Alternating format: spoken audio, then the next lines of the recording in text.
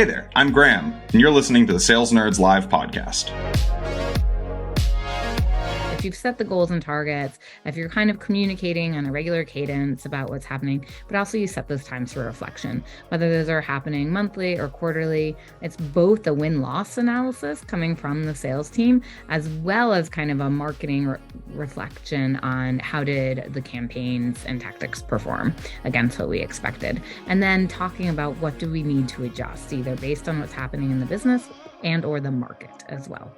On today's episode of Sales Nerds Live, host Graham Collins invites QuotaPath's new CMO, Sara Strope, to join him in conversation. The two chat about how sales and marketing can work in sync to hit 2023 numbers. Let's dive in.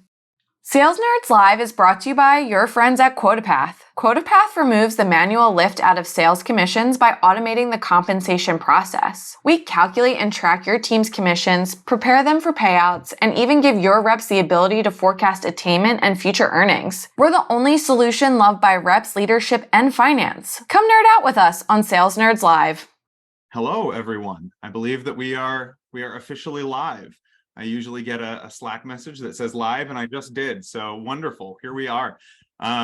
Welcome to another episode of Sales Nerds Live. I'm Graham Collins, QuotaPath's Chief of Staff and resident sales nerd.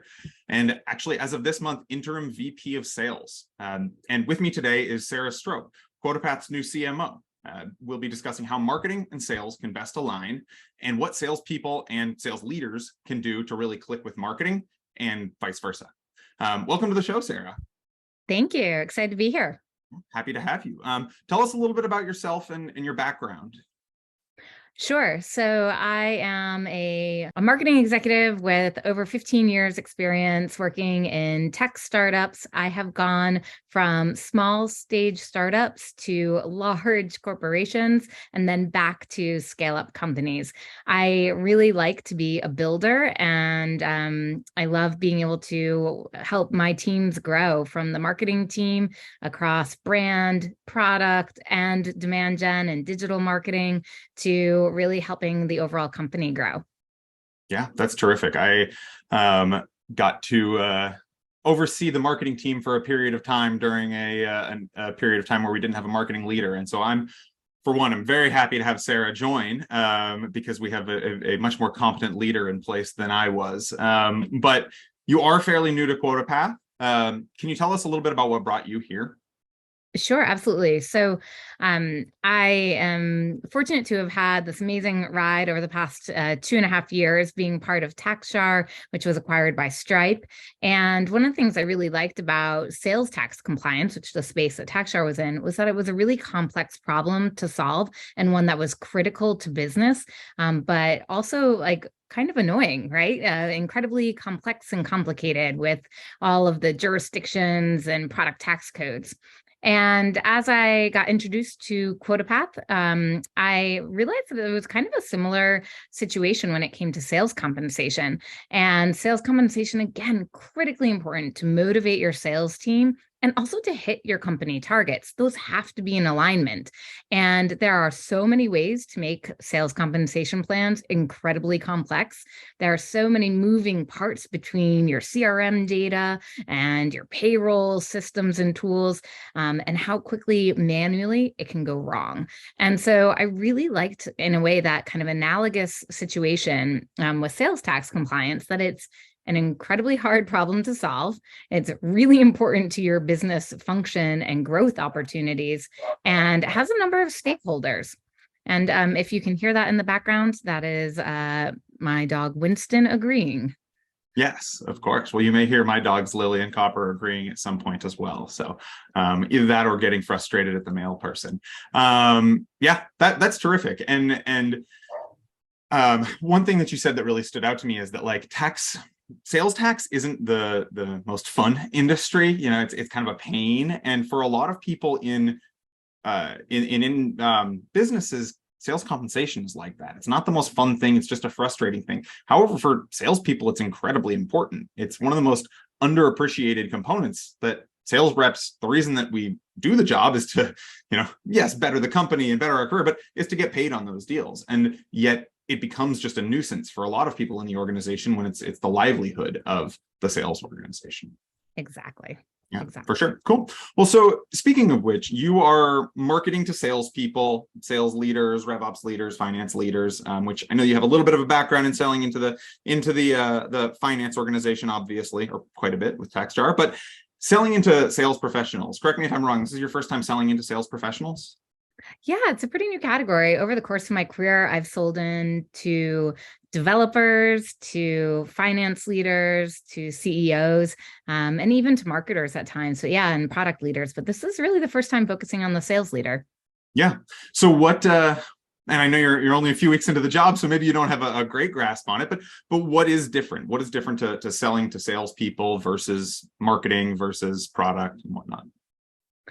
I think I'm definitely still learning. One of the ways that I really think it's best to learn and to really translate that skill of marketing, and selling into different audiences, to really spend time getting to know your customer. I actually started out my career, I didn't mention this, Graham, in the beginning, but I started out my career as a lobbyist and then became a customer success leader first before a marketing leader. And so from lobbying to customer success, it's really about knowing your audience and your constituents, understanding their pain points, and understanding their motivations. And if I take that same lens to learning about the sales leader, I think I'll start to realize where there's some differences of what you need to tweak, as well as at times where there are similarities when a leader is trying to motivate a team, trying to gain alignment with other key stakeholders. That's something that I see come up again and again, kind of no matter the primary role that I'm marketing to, is that a lot of times there's a lot of alignment. Really no job gets done in a vacuum. And so how, and when you're talking about compensation, does a sales leader actually partner with RevOps and with finance, right? To turn those mundane tasks into really motivating ones. Yeah, for sure. And we'll talk a little bit about that partnership here in just one second. But I learned that about you, about being a lobbyist to start your career. And I've been trying to figure out what's the closest analogous role in an organization when it comes to lobbying, whether it's like, is it sales? Is it marketing? Is it product management or project management? But it seems like a little bit of each of those. That I would say that's true, right? Because it's understanding the piece of legislation and the issue, which is kind of like the product. It's on the marketing side, trying to get your constituents and stakeholders to take action and to care. And on the sales side, trying to convince, maybe a member of Congress to sign on to the piece of legislation that you're advocating for and to vote yes for it. Yeah, that's cool. Well, so alignment. There's this common misconception, and I think it's kind of a hackneyed joke at this point, but there's this misconception of tension between sales organizations and marketing organizations. Sales is always complaining that the leads are weak, and marketing is complaining that sales is complaining about the leads. And so I've seen that in the past, but in working with you over the past several weeks, it sounds like you have a little bit of a different perspective. Can you talk about that? Yeah, I'd love to. I actually feel like I have a pretty provocative viewpoint that the Let's go. I love this. age-old, tension between sales and marketing is passé. And the new tension is actually, especially in a product-led company, the entire go-to-market team versus product. I'm seeing much more tension there in terms of who owns the voice of the customer, who really understands the customer more. Is it, sales and marketing, or is it the product leader watching what somebody's doing in the product? Who's talking to the customer, who's watching what they do? I also see that tension in kind of what should the experience be? When should, there be more education or intervention that, the go-to-market team is leading and driving versus when should there be product changes? And then the last piece, I think there's this healthy, and I think all of it is really healthy tension, right? It helps us uncover problems, solve them together, and continue to grow and collaborate. But I think the last part too is that I actually see, and I've seen this in my past few roles, where sales and marketing were kind of aligning and saying, this is the experience that we want to see from the product. Here are the things that we need. Here's the data that we need. Here are the touch points that we need in order to make sure our customers have that really awesome experience. So I actually see really great alignment now between sales and marketing. And I think this understanding that's evolved over time too, that, hey, listen, we're going to go out, we've identified our ICP, we're going to go out and try to win that ideal customer. And we both know on the sales and marketing side that sometimes the leads aren't what we were promised. And we also know sometimes we follow up and, we don't have the right touch points and we can't close the deal, but we're going to figure out some ways to work it together. So I think there's just a stronger understanding at this point in time about, how we're each trying to do our work and where we can learn and help each other. Yeah. And I wonder, now I'm kind of just spitballing here, but I wonder, as you were talking about that, whether the increase in rev ops as a function, as opposed to sales ops and marketing ops. And I mean, really the increased data understanding across the organization has helped with that. Like sales has always had a big scoreboard, sometimes a literal scoreboard on a TV in the sales pit, in my experience. But historically, and I guess back in the olden days, it was just like, marketing was just kind of fluffy and like, hey, they're putting out these things and we're not sure whether it's working or not. And if the sales team is doing well and selling a lot, they didn't complain about marketing and claim it was their responsibility. And then if they were doing poorly, then it was marketing's fault. And so I wonder if the increase in RevOps, the increase in data focus across marketing and sales has to do with that. Yeah, I think having that greater visibility to data, having more alignment on the overall targets and goals and working together to get there, and then really keeping up the cadence of communication between sales and marketing has led to some of that better alignment. So whether you're looking at the data together on a weekly basis, at one point in my past, we had a meeting that we called What Number Wednesday, where we were sitting down together, between the teams and looking at the data and trying to understand, where was something expected? Where was something unexpected? Was there a gap in a process or something, right? The other thing is we have all this great tooling, Graham, right? That shows us data. Doesn't mean it's always all working all the time. So sometimes too, we actually have to say, oh my gosh, something got tagged incorrectly. It didn't make it into a lead list or something like that. The other part in terms of communication is just not only those regular kind of data reviews, but also as marketing. Like I feel it's part of my responsibility to make sure sales knows not only what's about to happen in terms of marketing tactics and campaigns, but also that we follow up and say what did happen. So we told you we're going to run these webinars, we're going to be at these events. So we'll get that information out to you, on let's say a monthly or quarterly basis in a consumable and shareable way. And hopefully we'll come back on a regular basis and share, hey, this is what we thought we were going to do. This is what we did. I found that actually also what you said in terms of that visibility helps the sales team get really excited when they see that like a piece of content drove, 80 opportunities. They're going to be really excited to share that piece of content when the next edition of it comes out again. Yeah, and that actually leads me into a question that I'm curious about when it comes to a sales organization. When I think about a salesperson, an individual contributor, IC, an account executive, AE, whatever you want to call them, somebody who's out there closing deals. There are probably a lot of really good situations and a lot of really bad situations, the way that those folks have interacted with the marketing organization. So I'm curious, how can an individual contributor on the sales team really stand out to you and the marketing organization? Yeah, 3 things come to mind. One is about shareability. The second is around connecting customers. And then the third is around, kind of bringing data back to us. So the first part in shareability, as I mentioned, I feel like it's marketing's responsibility to make sure we're letting you know what's coming up in terms of campaigns and tactics and content. And when we do that, and when we share that information, and a sales, a manager, a sales AE who's really sharing that information out across our networks on LinkedIn and Twitter and posting and getting people engaged is really fantastic. And I love to see that. It's one of the things where those moments where I love when everyone's a marketer, that we are all marketers for our own business. We can talk another time about when I hate when everyone thinks they're a marketer. The second piece in terms of identifying great customers, when an AE has gone through a fantastic sales cycle, has built a really strong relationship, and can actually kind of start to nurture that relationship right into a potential case study or a customer who's willing to speak. I love that. Like, I think a lot of times we think that somebody has to be up and running on a piece of, software or has to have had major results before we can tell the story. But I love telling stories and kind of snippets, first what their problem was, then why they chose us, what they were looking to solve, and then coming back, in a bit of time to talk about what the results and the impact were. So a seller who kind of raises their hand and says, hey, they're going to be a great reference. I've teed them up. I'm going to, keep this relationship going. And I've already talked to them about, engaging with marketing. That's fantastic because customer stories, are our bread and butter.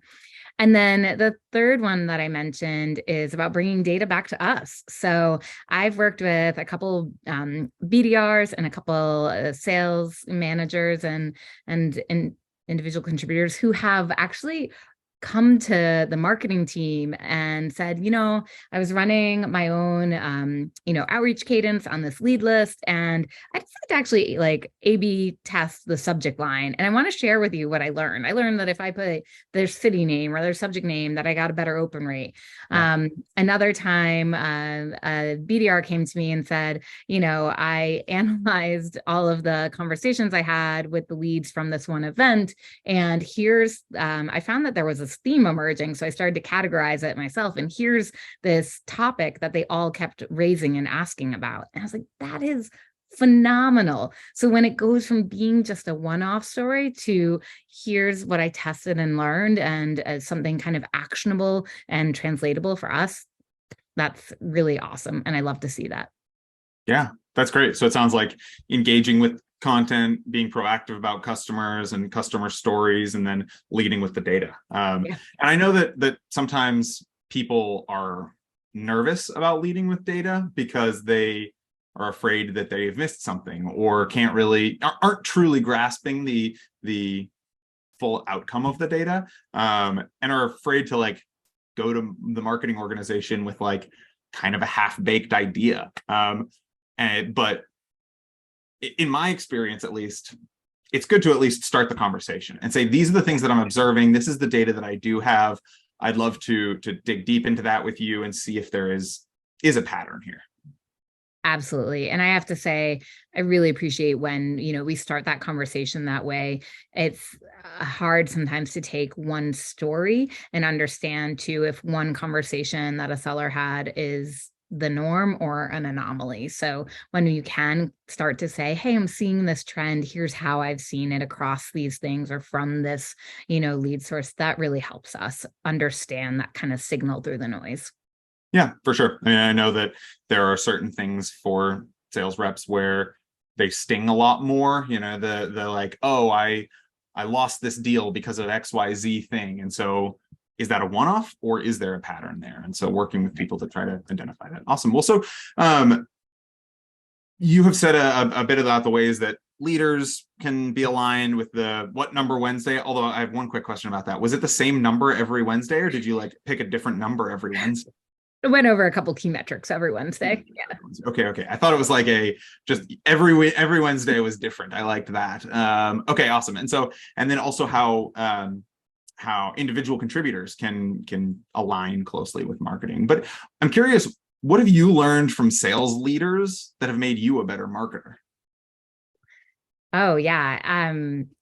Definitely a way in which you present information and kind of rally, a team along with you. I've been really impressed with the number of the sales leaders I've worked with over the years, of the momentum and energy they bring to not only their team, but actually to an entire leadership team to get people focused and moving. And so I think that's something that I've learned. Also, staying really focused. I think we're pretty aligned, but staying really focused on the targets and being really aligned in the way in which we kind of speak to the targets together, and kind of giving each other recognition of, I see what you're doing here. Oh, I see what you're doing there. I think that target alignment and then recognition is another really great thing that I've learned from a couple sales leaders. Awesome. Great. Well, I'll take notes on that. All right. As we continue to work together.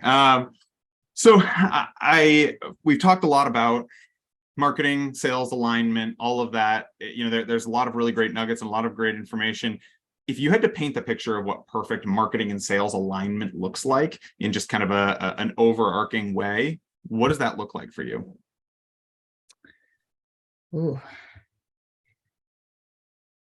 I think it means that we all know the quarterly and monthly goals that we're marching towards, and that sales understands what marketing is doing right now and going forward to help them get there.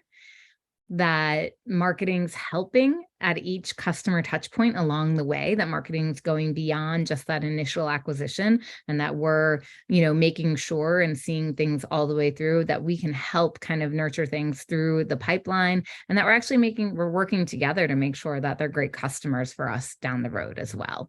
And I think that great alignment means that we've got that right, like, operational cadence set up for whatever it is for your business, right? But, whether that's a kind of weekly metrics meeting, it's maybe, some monthly communications that the marketing team is putting out about here's what's upcoming and here's how to be engaged and here's what's happening in the market too. And we're having some conversations about that.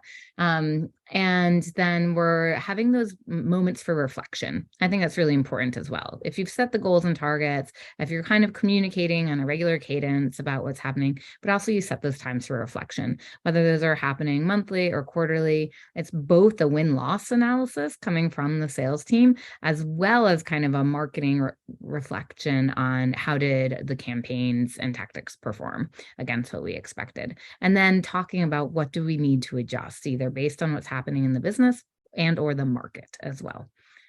Yeah, great. Yeah, I mean, it sounds like there's a lot there, but one of the things that really stood out to me was alignment on metrics and alignment on what our goal is and where we're heading.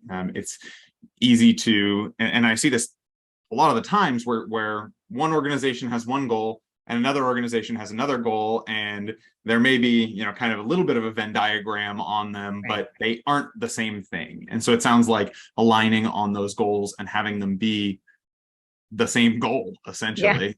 Yeah. And yes, sales is going about it in one way, closing deals, marketing is going about it in another way by generating the demand, and lack of animosity between the two and open communications.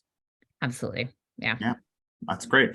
All right. Well, I have 3 questions that I ask everybody on this. Now, I had to adjust them a little bit because they are usually designed for salespeople. Okay. So I hope that I've adjusted them appropriately. But so first question, what piece of advice would you give yourself on the first day of your career, if you could go back in time? And that can either be your career in marketing or your career in lobbying. Maybe lobbying isn't for you or whatever. I think just my first piece of advice would be like, get to know your customer or your constituent and use their stories to help drive your focus. Yeah, that's great. What is it? Do you have a favorite way of getting to know customers? Is it through talking to the sales rep? Is it through, I feel like kind of obvious here, actually talking to the customer, and like, what is your favorite way of getting to know the customer? Yeah, a couple ways. I love talking to sales reps, listening in on sales calls, or if you're with an organization that does like QBRs with your customers, sitting in on a few of those with existing customers. And then I do something a lot of times when I start a new role, and maybe thank you and apologies to my friends out there, but I reach out to people in my network who are in that role that I am going to be marketing and selling to. And I get time with them and I just pick their brains, over a cup of coffee or something, and get to understand how they're addressing the problem that we're trying to solve. Yeah, that's cool. So rather than focusing exclusively on actual customers, it's who is my potential customer, who isn't a customer yet. Yeah, cool. All right, number 2, if you weren't in marketing, what would you be doing? Ooh. One of my like weird life dreams, can this be really out there, Graham? Oh yeah, it can be out there. Yeah. Oh, well, there too. Well, one of my weird life dreams is to be a modern dancer, and ideally with like the Alvin Ailey Dance Company. Okay. I am not that great of a dancer, and I don't think that will ever happen, but Okay, but if you weren't in marketing, you'd be a or modern in dancer. marketing, yeah. Yeah, I I wouldn't like just it. watch dance, I'd participate in dance. Yeah, I like it. That's great. All right, last question. What are you watching, reading, and or listening to right now? And again, this doesn't have to be work related. This can be personal. This can be work related if you want. Well, I was gonna say the number two thing if I weren't a dancer is, Oh, right. Sorry, I I would be a forgot. cook. No, it's related. I would be a cook, or maybe some kind of like food guide. And I am currently watching the show Somebody Feed Phil. And I really love just watching him go around cities, learn the, favorite cuisines and just the reactions to the food too. I'm there for it. So Yeah, for sure. I like it. I have not watched that, but it's oh. come up a couple of times in conversation with me. So I'm one of those people who, if I watch food shows, I just get extraordinarily hungry. So it'd have to be like after dinner. It'd have to be something. Otherwise, I'd gorge myself.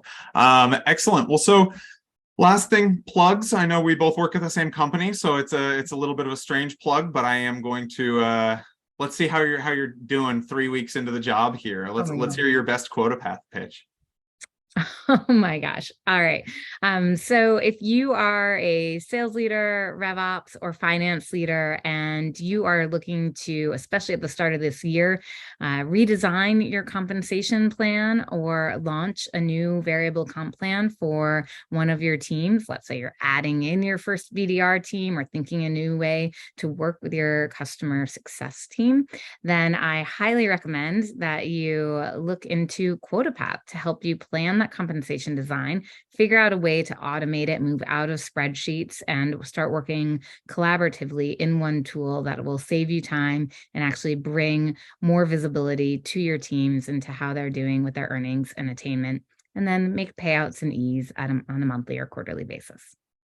Excellent. That's pretty good for yeah, I like it. I may have to steal that. And then part of that you referenced there, the designing and building of compensation plans, Compensation Hub on QuotaPath's website under the product section, or if you go to comp.quotapath.com, you can check out Compensation Hub. It's a database of compensation plans with an interactive modeler that allows you to enter in some information about your business and your situation specifically, and be recommended compensation plans, and not just the plans themselves, but the actual structure, all the way down to like what commission rates you should be paying, or how much you should be paying your BDRs for each SQL.